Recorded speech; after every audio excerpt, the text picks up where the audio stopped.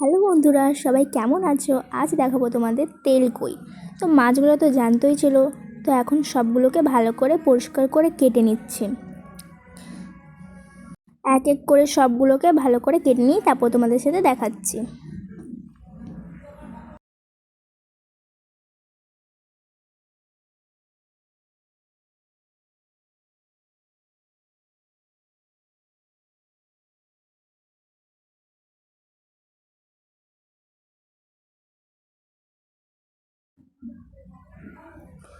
দেখো, এখানে আমার অনেকগুলো মাছ কাটা হয়ে গেছে। এখন এগুলোকে ভালো করে জলে ধুয়ে নেব পরিষ্কার করে।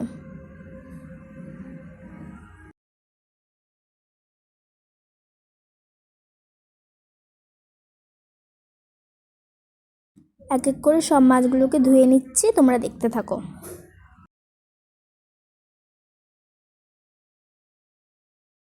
সব মাছ আমার ধোয়া কমপ্লিট। এখন একটি কড়াইয়ের মধ্যে পরিমাণ মতন সরষের তেল দিয়ে দিচ্ছি, আর ধুয়ে কাটে রাখা মাছগুলোর মধ্যে পরিমাণ মতন হলুদ দিয়ে দিচ্ছি। আমি এখানে 2 চামচ দিয়েছি।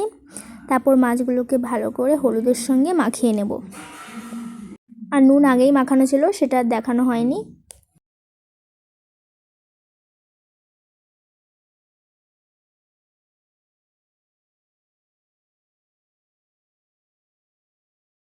এখন গরম তেলের মতো এক এক করে মাছগুলোকে ছেড়ে নেব।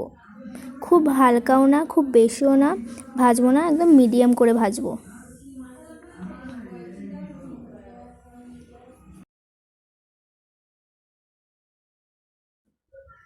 এবারে এক এক করে একটু মাছগুলোকে উল্টিয়ে নেব, হালকা হালকা ভাজা হবে।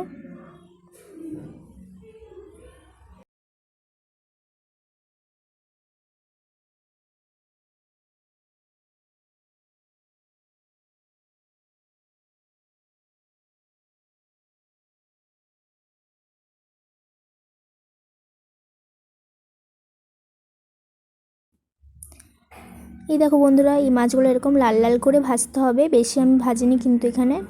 এবার এক এক করে তুলে নিচ্ছি সব।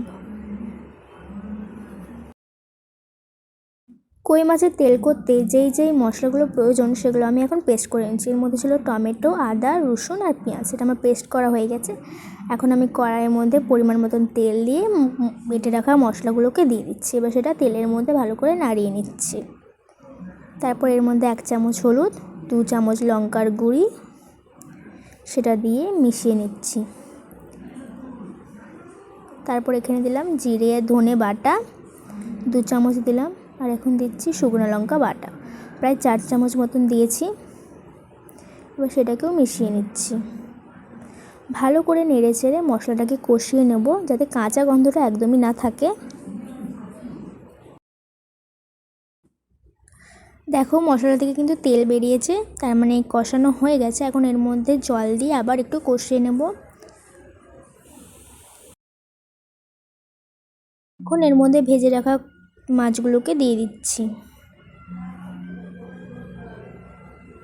তারপর সব কিছুকে একসঙ্গে নাড়িয়ে নিচ্ছি।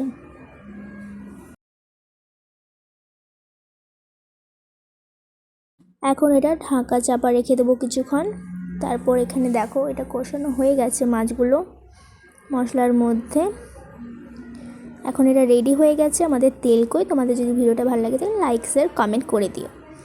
বাই।